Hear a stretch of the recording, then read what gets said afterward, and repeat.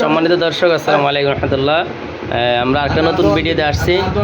আমরা আসছি ঐতিহ্যবাহী নোয়াখালী সোনাইমণি অন্তর্গত ঈদগাহ বাজার বাবুল হেয়ার কাটিং শোরুমে। এখানে লাইটের কারণে অনেক ঝাপসা হচ্ছে ভিডিও।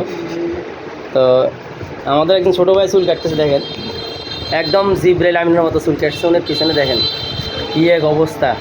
মনে হয় ঈদগাহ বাজার একটা মোট আছে না, ওই মোটের তীর বানাইছে ওনার মাথার মধ্যে। দেখেন ছেলেটা গত সপ্তাহ চুল কেটে গিয়েছে, তার বাসায় যাওয়ার পরে তার আম্মা তাকে একদম জিরো জিরো করে বেল বানাই দিছে। ছেলেটার নাম জানি কি ভাই? বাবুল আকবর আলী। আবু আলী, আকবর আলী। আকবর আলী। গ্রাম বাড়ি কি কোন জায়গা? গ্রাম কি কাছেটা গ্রাম না? ওরা আম্মা অত্যন্ত ভালো মানুষ। ও চুলগুলো একদম প্যাল করে ওরা সুন্দর করে দিয়েছে।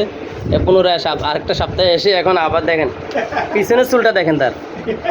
দেখেন সে কি সুপারি চুরি করতে দেয় ধরা খাইছে না নারকেল চুরি করতে দেয় ধরা খাইছে আসলে।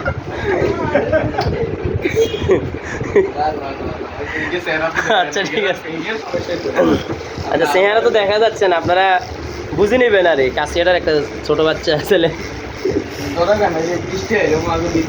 তার বিগ স্টাইল। হ্যাঁ আচ্ছা ঠিক আছে, আমরা ভিডিওটা বাদ দিছি। ভাই তোমার মুখ খোলো, বাদ ভিডিও বাদ দিছি, যাও মুখ খুলি নাও। হ্যাঁ শেষ শেষ, দাও মুখটা দেখো, দেখো কেন ঠিক কয় এটা কোনো কথা? আর তোমার তো চুল কাটার টাকা আমি দেবো ফ্রি, মুখ দেখালে ফ্রি, মুখ দেখালে টাকা আমি দেবো। এই আচ্ছা ঠিক আছে, আলহামদুলিল্লাহ আমরা এই পর্যন্ত সমাপ্তি দিচ্ছি। হ্যাঁ আল্লাহ হাফেজ। এর মুখ খোলো। তো এখানে তীর বানাইছে কার পিছনে? এটা তো খারাপ। আগো এবার বাড়িতে গেলে আজকে আবার দেখে আম্মা দেখবো আবার আজকে মাথা কত খারাপ দেখা যায়। হাই হাই কি ভয়ঙ্কর অবস্থা। ঠিক আছে, আল্লাহ মাফ করুক আমাদেরকে এই ধরনের কাইট থেকে।